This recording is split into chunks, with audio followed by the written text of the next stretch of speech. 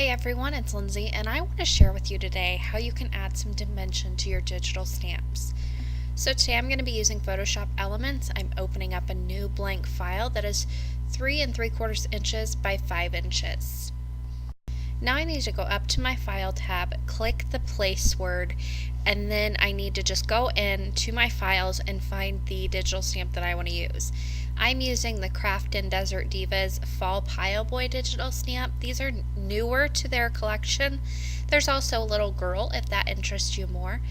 But I wanted to use this little boy stamp, and I'm just going to resize him a bit, make him just a little bit smaller so he fits on the top portion of this card. I want to center it in the top portion, and then all I want to do now underneath is type my sentiment.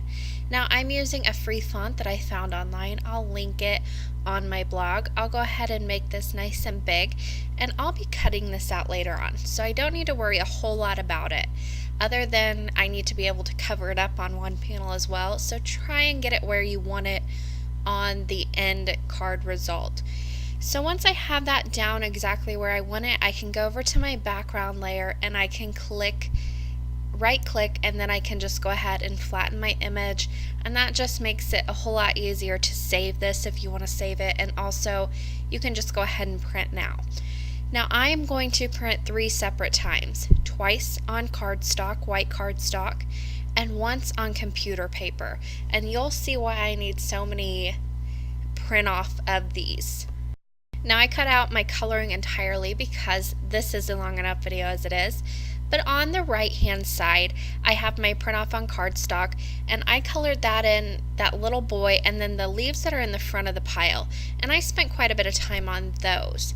Now on my other panel that I went ahead and trimmed out, I colored in the leaves a little bit better, but on my little boy I only used the darkest colors, so there is no blending or shading on this panel.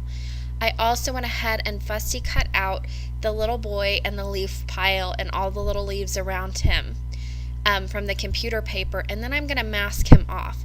Now I'm masking off the panel where I only used one shade of alcohol markers, and that is because he's eventually going to be covered up, but I wanted that color on there, so if you do see any behind any fussy cutting that I do, you don't see plain white cardstock.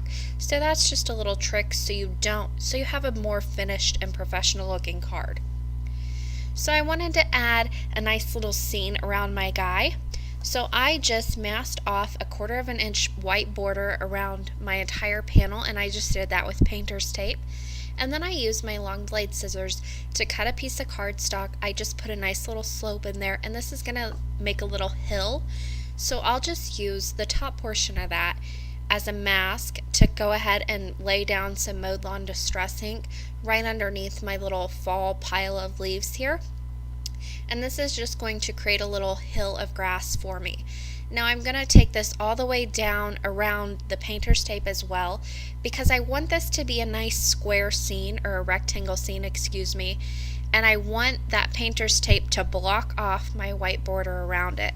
That is one technique I really love to use. It gives the appearance of layers on your card without the added bulk. So I am laying down some really intense color here. I am building it up and building it up. I don't want any very light soft colors on this card. And then once I'm happy with that, it doesn't have to be completely perfect because it is supposed to resemble grass, and grass is not just one solid shade of green. So if you have a little blotchiness, great. Now I'm going to use the bottom portion that I cut, and I'm going to place it right underneath that green hill that I made, and this is just going to allow that blue to come all the way down to the green, so you're not going to have a little white space between your grass and your sky.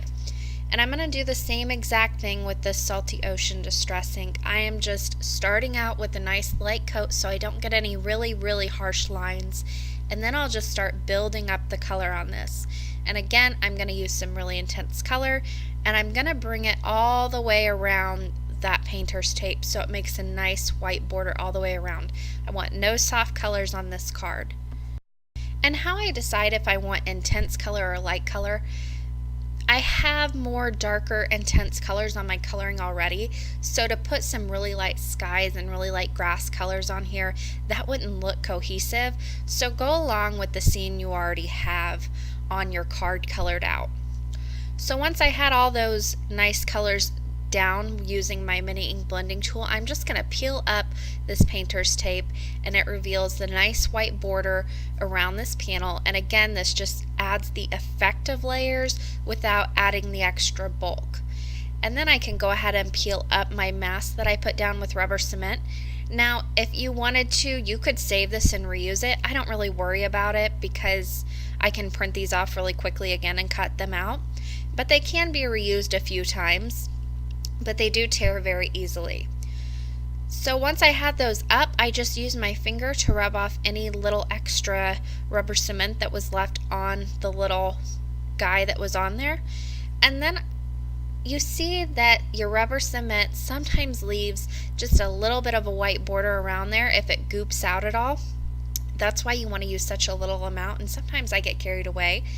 But all I do is I take one of those Fantastics tools, dip it in my distress ink, and then I can rub it under or rub it over any of the little white spots, and that covers it up.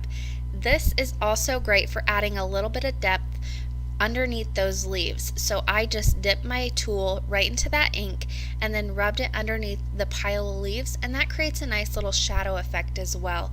And you can see that more in the end result of the card. It didn't show up that well in the video, but you can see that's what I'm doing here.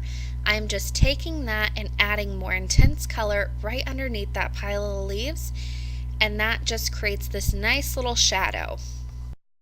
And even though this is more of a cartoonish digital stamp, it gives it a little bit more of a realistic look as well. And just shading is a great thing if you're going to be doing scenes. You can also see I just dipped it right in the blue as well, and I can go around the top of him as well. And you can just rub that color off and use the same one if you want to, the same Fantastics tool. Alright, I wanted to add some dimension to my sentiment as well. I just typed out dropping by to say hi. I thought it was a cute sentiment to go with him looking like he's dropping in the pile of leaves. And I'm just going to cut this out in one long strip. So I'm just lining this up with my paper trimmer here, and mine has the wire guide, so it's nice and easy to line this up. And I'm just going to cut it out in one big long strip, and then I'll create a little banner with this that has folded ends on it as well. Once I have it cut out into the strip, I'm just going to place this right in my paper trimmer, and I'm using that groove to make some little embossing marks with my bone folder. So I'll do one right next to the end letter there, and then I go 1/4 of an inch over and make another little embossing mark, and then I'll just trim off the excess once I fold those back. I'll do the same thing on the beginning. So I'm just using my bone folder to put one right at the end of that D, moving it 1/4 of an inch down, and then I'll put another little mark, fold that. I fold under and then out, so it makes a nice little, it's going to end up being a banner. So this is basically what you're folding. And then I just want to cut this about 1/2 of an inch down, so it just has a nice little 1/2 inch banner end.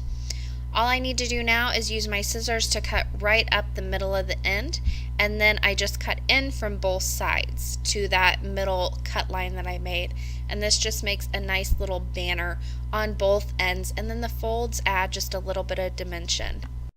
Now that I've added some nice dimension to my sentiment, I wanted to add some dimension to my little guy as well.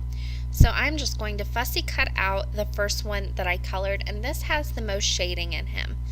And I did this because he is going to cover up the little guy that's there on the left on my actual panel that I put the distress ink on. But I wanted to color him in case any of my fussy cutting is off a little bit and a little bit shows through on the back side. I don't want any white showing through. So this is just going to hide my imperfections. I also ran a black marker along the cut lines of my fussy cut little guy and also the leaves as well, and that also helps cover up any of my little mistakes. I put fun foam and double-sided adhesive on the back of him, and I'm just going to carefully place him over the little guy on the left on that panel. I also cut out any of the leaves that looked as if they were in the front of the pile, and that does get a little tedious, but it adds so much dimension to the card. It really is kind of amazing once you look at it. So to add even more dimension, because that's what this card is all about, I put some fun foam on the back of that panel with double-sided adhesive, and I put the entire panel on an A2 top folding card base. And this really just adds so much more dimension and kind of sets off the top panel from the card base as well. That finishes off the card for today. I hope you all enjoyed this video, and I hope you too try and give some of your digital stamps that you use some dimension as well. As always, I will leave you guys with the close-up and a closer look at the dimension of this card, as well as a few pictures.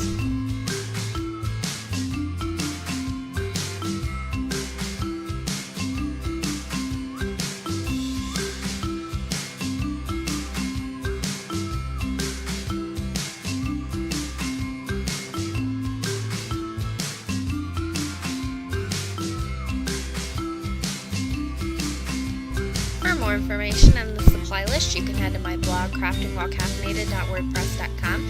The link is in the description box below. Thank you guys so much for watching today, and happy crafting!